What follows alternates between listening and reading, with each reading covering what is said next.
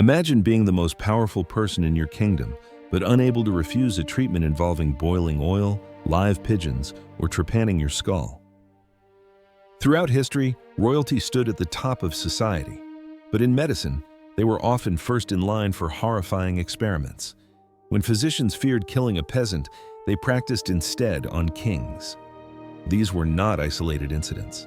For centuries, monarchs endured some of the most invasive, painful, and dangerous treatments the medical world had to offer. Sometimes they survived, sometimes they didn't. This is the brutal medical history of royalty, a history soaked in blood, superstition, and desperation. In medieval and early modern Europe, medicine was a blend of ancient Greek theory, Christian theology, and speculative guesswork. Doctors believed in humors, four bodily fluids: blood, phlegm, yellow bile, and black bile, whose balance determined health. Disease was often seen as divine punishment or astrological misalignment.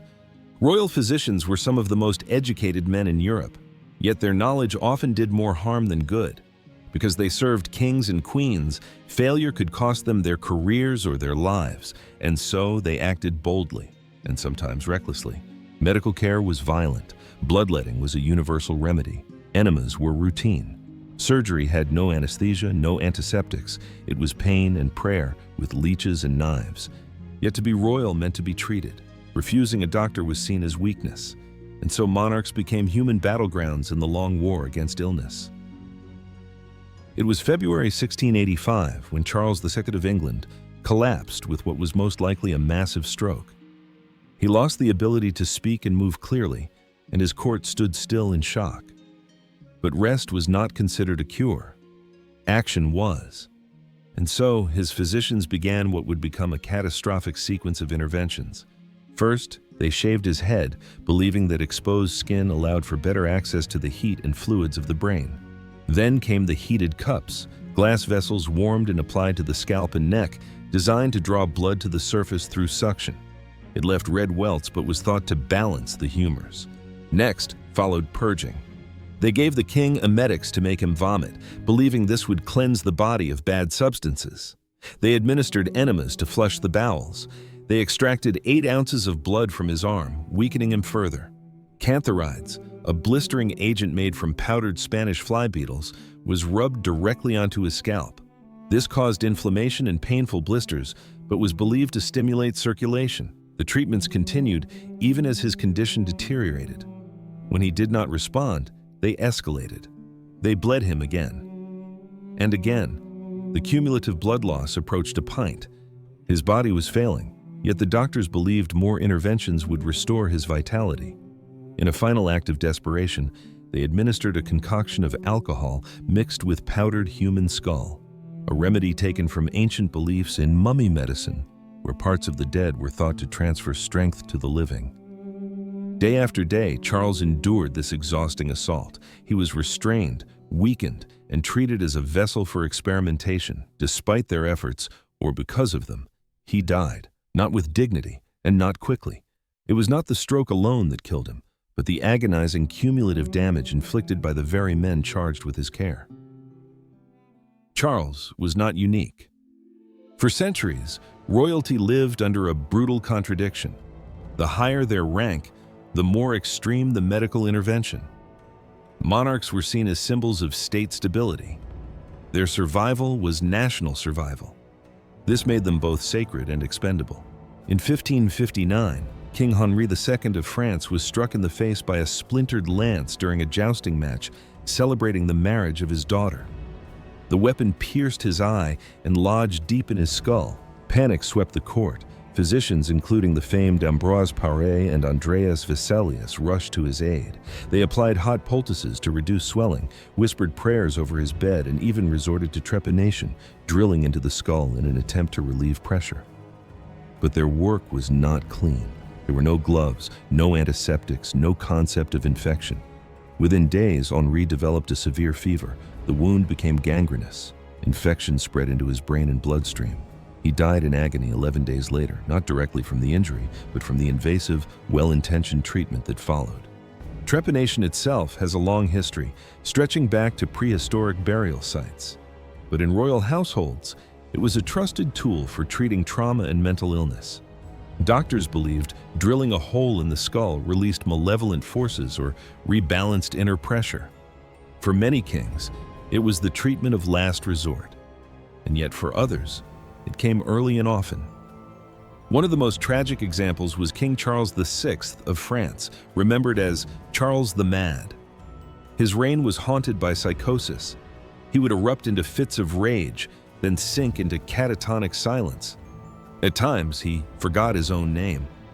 In one terrifying period, he became convinced that he was made of glass, so fragile that he wore reinforced clothing and refused to be touched, fearing he would shatter. Physicians interpreted this as a spiritual and physical imbalance. They bled him again and again, draining cups of blood in hopes of calming his mind.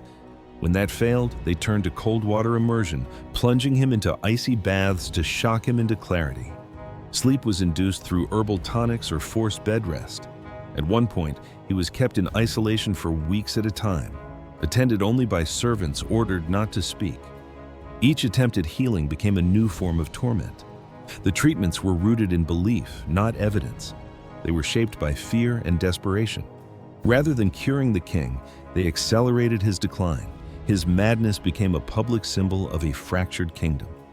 And the more his physicians tried to cure him, the more they revealed their own helplessness. Perhaps no treatment defined royal medicine more than the enema. It was more than a medical act. It was a cultural performance, a mark of elegance, control, and power over the body.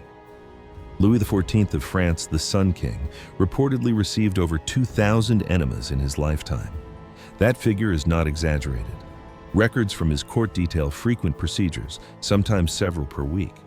For Louis, it wasn't just about feeling better. It was a ritual, an assurance that his body was clean, his humors balanced, his vitality maintained. These enemas were not hidden away in private chambers. They were often administered in semi-public spaces, sometimes even during meetings or light conversation. Attendants inserted perfumed water, milk, warm wine, or herbal infusions into the rectum using ornately crafted instruments made from ivory, gold, or silver. The nozzle tips were often engraved or decorated, a fusion of medical function and royal vanity.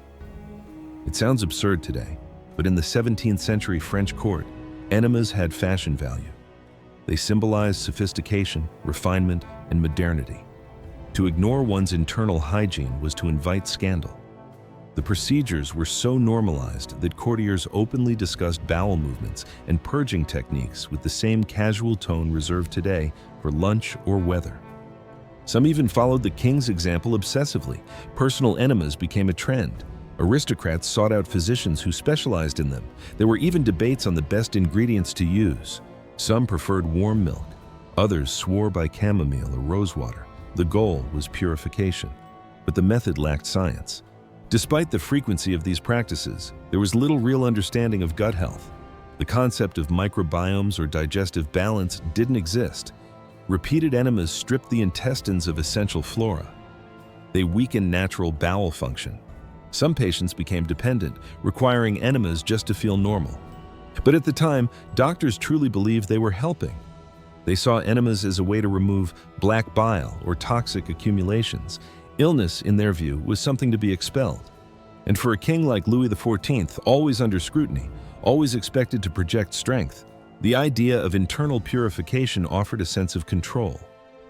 Yet behind the courtly elegance, there was something deeply invasive. The most intimate parts of the body became sites of spectacle and status, and in pursuing health, the royal body was slowly undone by its own rituals. Royal treatments also involved animals, sometimes alive, sometimes dead, but always believed to carry healing powers that science had not yet explained. To treat the infamous leg ulcers of Henry VIII, doctors tried numerous remedies, ranging from herbal compresses to surgical drainage. One method, sometimes mentioned in anecdotal medical traditions of the time, involved placing a live pigeon on the wound. The idea, rooted in sympathetic medicine, was that the bird might absorb the illness from the king's body.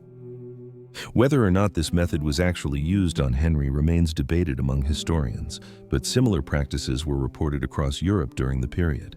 Physicians believed that if the pigeon weakened or died, it had drawn out the disease. Though no direct record confirms its use in Henry's specific case, the symbolism of the practice reflects broader beliefs in transferring sickness from human to animal. This wasn't considered cruelty. It was medicine.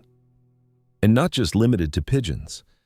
Other birds, such as doves and partridges, were occasionally employed, each believed to have slightly different energetic properties.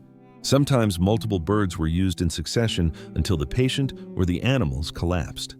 In addition to avian applications, creatures from all corners of the natural world found their way into medical treatments. Crushed earthworms, dried toads, or frogs boiled into pastes were applied directly to open wounds. Spiders were ground with herbs and smeared onto skin diseases. In one French case, the legs of frogs were tied to a patient's throat to treat quinsy, a form of tonsillitis. The frog was believed to draw out the inflammation as it struggled. Snakeskins were powdered and added to ointments. Leeches, although more scientific in effect, were often used alongside less rational animal remedies. In some regions, the gallbladder of a fox was dried and ingested to relieve jaundice, under the belief that foxes, clever and elusive, carried symbolic powers of restoration. These remedies may sound grotesque or irrational to modern ears, but at the time they were based on a prevailing belief system known as sympathetic magic. This theory suggested that illness could be transferred between bodies, particularly from human to animal, if the right rituals or substances were used. A living creature, seen as spiritually clean, could take on the moral and physical corruption of sickness. It wasn't only about folklore. Doctors wrote detailed treatises on these methods. Some argued that animals with certain qualities, like the cold, moist skin of amphibians, could counteract hot diseases. Others believed that by selecting an animal associated with a certain behavior or symbolism, they could influence the disease's outcome. For instance, frogs and snakes, with their regenerative abilities and transformation cycles, were linked to healing and rebirth.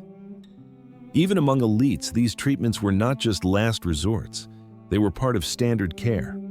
Far from being a fringe belief, this approach to healing reflected the medical consensus of the time. Kings and queens who submitted to such practices did so with trust, not desperation. Behind every animal-based cure was a logic. Flawed, yes, but rooted in the attempt to connect nature to health. And when human life hung in the balance, even the most bizarre interventions were worth the risk. Outside of Europe, royal medicine could be even more brutal and more deeply entangled with politics, ritual, and questions of dynastic survival. In 18th century Korea, Crown Prince Sado began showing signs of profound and escalating mental illness. He was not simply moody or unstable. He became violently erratic. He lashed out without warning, attacking servants, assaulting members of the court, and even executing those who displeased him, sometimes for no reason at all. His mother, horrified by his behavior, reportedly refused to be alone with him. His wife recorded her fears in a detailed memoir, chronicling a reign of terror within the palace. His father, King Yeongjo, was placed in an impossible position. Korean law strictly forbade the execution of royal blood. Killing a crown prince would not only be illegal, but a stain on the sacred continuity of the dynasty. Yet allowing Sado to remain alive threatened the legitimacy and safety of the entire court. Ministers whispered. The public grew anxious. The crisis was not just medical or familial, it was national. Eventually, a grim compromise was reached. In July 1762, King Yeongjo ordered his son to enter a rice chest, a sturdy wooden container used for storing grain. It was not built for people. It had no ventilation, no space to move, no light. Sado was locked inside. He stayed there for 8 days. He died slowly from suffocation, dehydration, and exposure. The official narrative claimed he had been removed to protect the dynasty. Some even framed it as a form of spiritual cleansing, as if sealing away the madness could purify the royal line. It was not a treatment in any medical sense, but it served the same function, to eliminate the perceived source of disease. In imperial China, other brutal interventions were practiced under the banner of medicine and control. Imperial authorities oversaw the forced castration of young boys, often from poor families, as a pathway to palace service. The practice was not used on emperors themselves, but on those seeking positions of influence within the court. Eunuchs, unable to produce heirs or dynastic rivals, were considered politically safe. Over time, Some eunuchs rose to extraordinary prominence, including in medical roles. As close personal attendants, they gained unparalleled access to the royal body, combining medical care with political influence.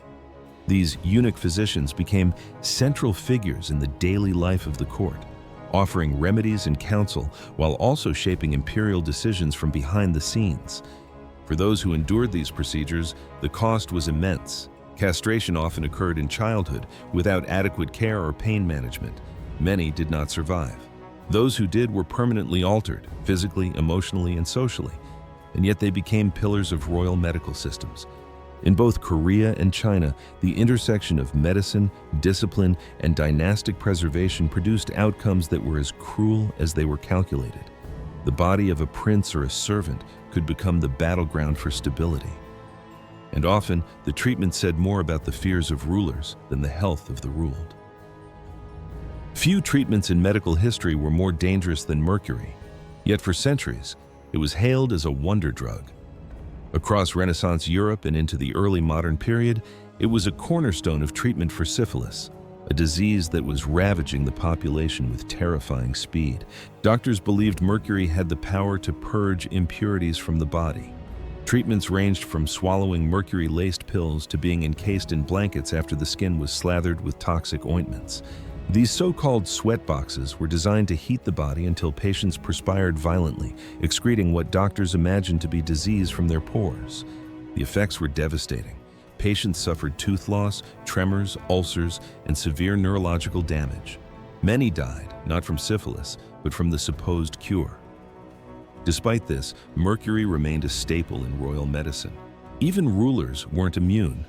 Even the Terrible of Russia is believed to have undergone mercury-based treatments late in life. His sudden mood swings, paranoia, and violent outbursts, followed by physical deterioration, mirror classic symptoms of mercury poisoning. Historians suggest that the very substance meant to preserve his health may have hastened his breakdown. In trying to save the body of the Tsar, doctors may have destroyed his mind. Tsar Alexander I of Russia died suddenly in 1825 while traveling in southern Russia. The official cause of death was listed as typhus, a common and deadly illness of the time. However, some contemporaries speculated he may have been administered calomel, a mercury-based purgative, by his own physician. Rumors circulated that his declining mental state, combined with secretive medical treatments, may have hastened his end. There is no definitive proof of poisoning, but the ambiguity surrounding his death has persisted. While most historians accept the typhus diagnosis, the whispers of medical misjudgment reflect the deep distrust in early 19th century pharmacology and the dangers of mercury-based remedies still in common use. In 1737, Queen Caroline of Ansbach, wife of King George II of Britain, fell gravely ill.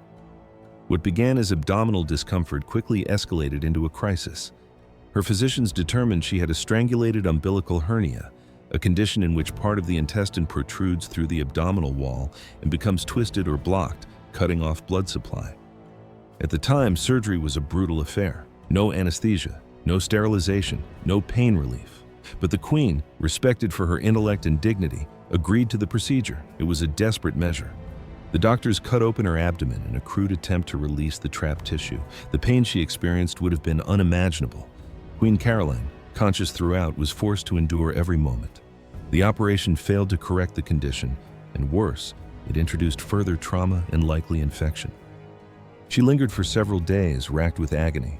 Court physicians, conflicted, uncertain, deliberated over further action but did little. The Queen was left to suffer.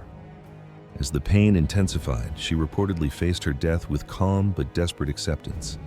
She is said to have pleaded for an end to her misery. Queen Caroline died on November 20th, 1737. Her autopsy revealed a grim picture. Her intestines were blackened and necrotic, a clear sign of irreversible damage.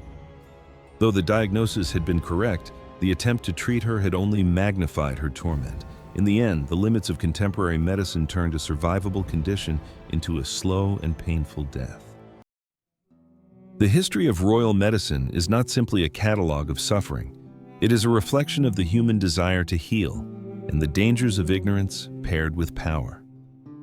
Royal patients were treated not because they were most likely to survive, but because their lives mattered most to the state.